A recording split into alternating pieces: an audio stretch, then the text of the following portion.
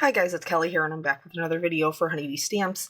Today we are going to be making, it's a Christmas card, forgive me because this was supposed to be for last Monday, but then I couldn't stop coughing long enough to get through the voiceover. So today I have my cough drop in and we're going to send some prayers up we can make it through.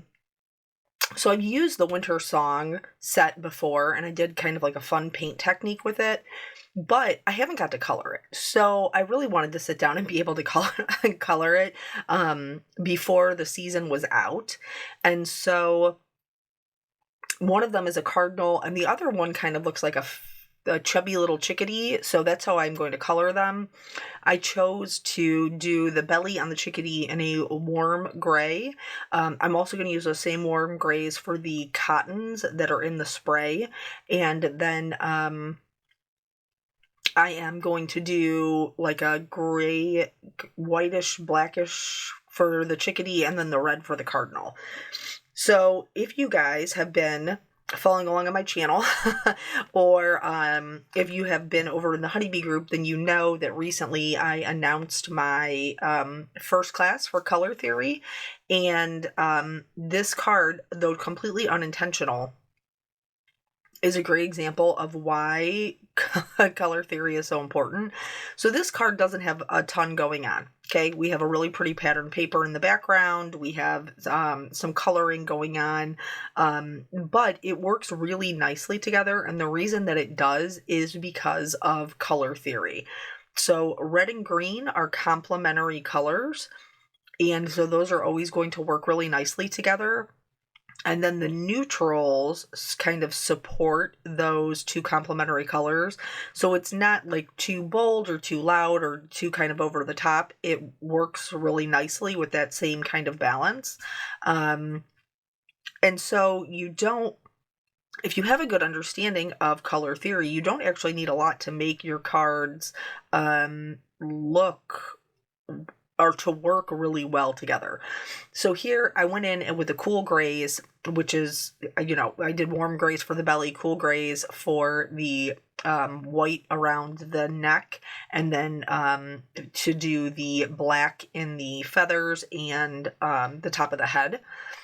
And so here I don't want to just color it all in black because I don't want to lose the pretty definition that we get with a red rubber stamp. And so I'm going back in and I'm really kind of going over those same lines, kind of elongating those feather lines. And that's going to help give us that separation between each of the feathers and the layers of their wings. Also, you could see when I was doing the warm grays, I was doing kind of like the little dots. Like you can see the little dots that are drawn in there by the illustrator. I'm going over those, and I'll do the same thing on the cardinal. And this is going to give us the illusion of more depth and dimension, more kind of like the look of a layered plumage on our birds, instead of just being one flat color. And so here, it looks kind of crazy, but the feet are there at the bottom. And so that's why it looks like we just go, right around that part. But it's actually the feet that I'm avoiding. And then the little tail feathers are coming out the bottom. So I'm going to go back in and here's those little dots that I was talking about. And I'm keeping the darker ones kind of on the edges. And then I'll go back in with my mid-tone. I will go over the things that I did with the darkest color, and then I'll also extend those out. So now I'm coming in more with my dark mid-tone into those middles. And again, it's just like little C shapes. You just have to kind of like dot over where the illustrator already drew them. You don't have to make up your own. Don't make it harder than it needs. What does my husband always say? Work smarter, not harder.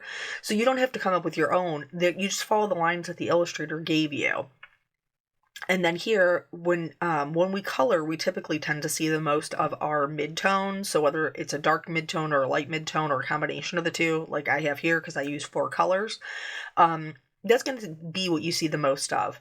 So your darkest color, your shadow color, should be kind of in your nooks and crannies where you want it to be the darkest. And then your highlight color should be the points that are the highest.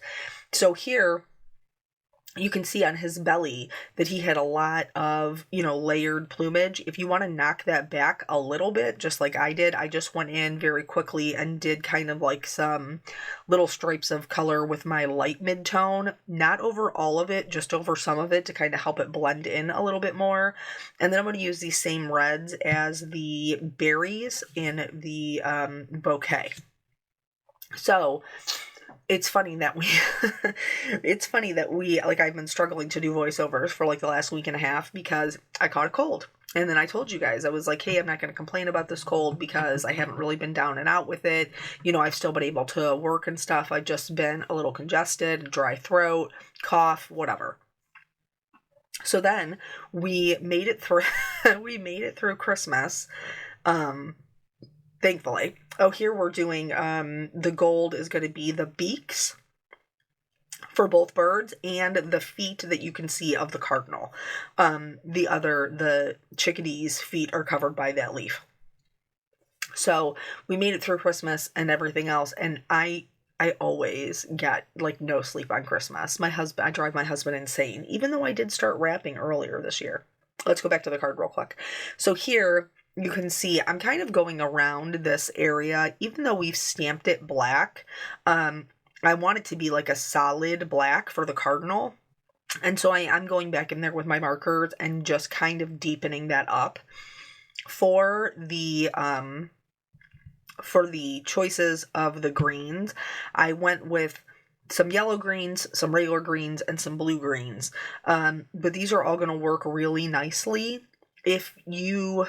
If I had just used like the red with a blue green and a yellow green, that would be what we call a split complement, which also works really nicely together.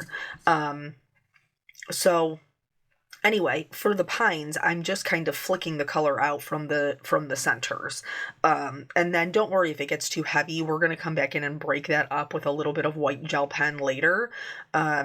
And then I'm going to move on to, it looks like kind of like mistletoe leaves behind the chickadee. And then there's like some holly with the berries. So anyway, here I was bragging about how I was making through this cold without having to stop working or doing anything. And then we went and had Christmas. On Christmas, I never get any sleep because I never get all of my wrapping done beforehand, because really I'm shopping up until the last minute, truthfully. And so this year I did start wrapping early, but not early enough. I was still wrapping until the wee more hours in the morning on Christmas Eve, trying to get together all of my things. To be honest, actually the most time-consuming thing was a video that I did for my dad. That's a longer story. We'll tell that story in another video. But anyway, so I was up late, so I didn't get a lot of sleep. Well, what happens when you don't get a lot of sleep? Your immune system gets run down. So then I was fine through Friday. It was Friday night into Saturday? Thursday night into Friday? I can't remember. I had a sore throat one night, and I was like, okay, I need to take my vitamin C and take my tushy to bed. So that's what I did. The next morning, I woke up with 101-degree fever, totally congested, super sore throat, and so I'm highly suspicious that I have the flu. Thankfully, after a day, the fever did subside. I still have the sore throat and, of course, the cough that is left behind and a little bit of the congestion. So it did take me out, at least for a little bit. I'm glad I was able to recover as quickly as I did. My husband, absolute rock star, because remember, like, we're amidst the holidays, so there's no like childcare, and the closest childcare to us was my parents, and my mother has passed, so there's nobody to call there. And my sisters would absolutely help out with my kids, but I don't want to get them sick because they're helping out my dad. Know what I'm saying?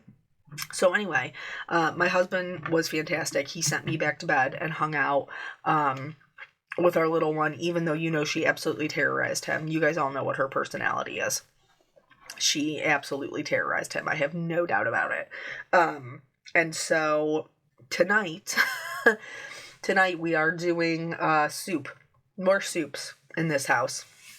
Which, by the way, if you were watching the other day, I had mentioned that I was making ham and potato cheddar soup. It came out really well. it was a good crock pot recipe. Okay, so anywho, so I am still getting over now my second cold. Hence still the need for the cough drops while I am speaking. So here we've got pretty much everything colored. I did want to add a little bit more balance with the colors. So I have the blue-green pine on the left-hand side, but really nothing on the right. So the gap in between the two birds, I filled in with the blue-green, and then I added just a little bit in between some of the mistletoe leaves, just to kind of balance that color throughout. Then I'm going to cut this out with its coordinating die. I'm also going to cut out 2 of the Art Deco frames. This is an older set, but I've really been feeling this lately. I'm not mad about it at all. So I'm going to cut out a smaller one out of white, a larger one out of black, again, knowing that I already have the color scheme, like the complementary colors that are going on. I am happy to just use some neutrals. Out of this same set, I'm using the Merry Christmas and a Happy New Year. And I'm going to stamp this using our Brilliant White pigment ink after I treat with my anti-static tool, of course. And then I'm going to stamp this down. And then I will, I usually do like to stamp mine twice, but then I will sprinkle on some white detail embossing powder and heat set this. And then I can cut them out with their coordinating dies. So like I said, this card was meant to be for last week, when we were heading into Christmas, but it also says, and a Happy New Year. And now we're heading into New Year's. So I think it's okay. I think it's okay. I think it's the best I could do. I think it's the best I could do. So, like I said, once that is heat set, then I am going to go ahead and die cut that out. So I mentioned the color theory class. If you have signed up for that, the supply list did come out today. And you should have got that in an email from me, as well as it will be available on the website. Once again, you do not need to purchase anything to participate in the class. Well, outside of the class, you got to purchase that. But you don't have to purchase anything. You can use whatever it is you have, because the lessons are technique based. The lessons are about color theory. So you don't need to have something specific. But I do know that sometimes people like to create along, and that's totally fine. I have no issues listing that. I am using Copic markers in that class, but I have also listed the Olo as close as I could get them. With some help from Sandy Allnack, because she also has a conversion chart, which I did use within looking at like kind of my own idea. So no matter what coloring medium you use, color theory applies. So if that's something that you're worried about, don't obviously to make the projects, I will be using the vast majority of alcohol markers, but to understand the skills that will then help you to be more confident in your own design, you don't need alcohol markers. Okay, so here, you guys know I don't love the white outline, so I did color it in. This is from the Merry Moments pattern paper pack, and I just trimmed that down. The packs are designed to make 2 A2 size card fronts. That's a lie. Slightly larger, because they're by 6. So, and an A2 is 5.5. But you can cut them in half and then create 2 A2 size card fronts from what you have. And then here, really, there I'm just kind of making sure that my lines are straight. I am going to pop this up since it is such a simple card. I'm not really there's the pattern paper and the coloring, but I'm not really doing anything else to it. I want to make sure that I add something else to make it interesting. So I am going to pop this up in the center, and then I'm going to go in with that white gel pen. Oh, well, after I add my shimmers, of course. I love my shimmers. I cannot deny the shimmers. And then I'll do my white gel pen. So I did it to highlight their eyes. I also did highlight the tops of their heads. For my chickadee, I went in and drew some lines to kind of break up his feathers. And then we talked about how we would break up those pine branches as well, and that was the same kind of technique. I don't apply a lot of pressure, I just let it be really streaky. I added a couple of little dots of highlights to the berries.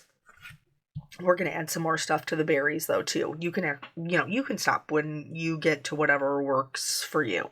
I tend to go a little crazy with my white gel pen, but that's because I think it adds so much. So sometimes I can be a little bit overzealous, but that's okay. It happens to the best of us, I think.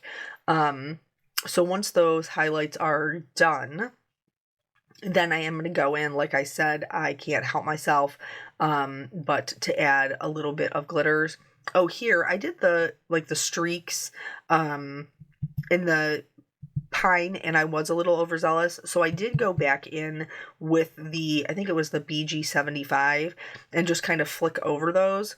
Now it's not going to completely cover the white, but it will kind of knock it back a little bit. Just make sure that your white gel pen is dry before you do that. Otherwise, you can get it onto your Copic nib, and you don't want any of that. Then I use some pearls. These are from, I think it's the Merry Moments pearls. I added some red on there, and then I did the Stardust stickles onto my little berries, to help them be a little extra shiny. And then that's it. That is the whole card. So thank you guys so much for joining me. Thank you for being with me all year long. I appreciate your guys' support and the relationships we've been able to build. I wish you and your family the happiest of New Year's, and I will catch you on the next video. Bye.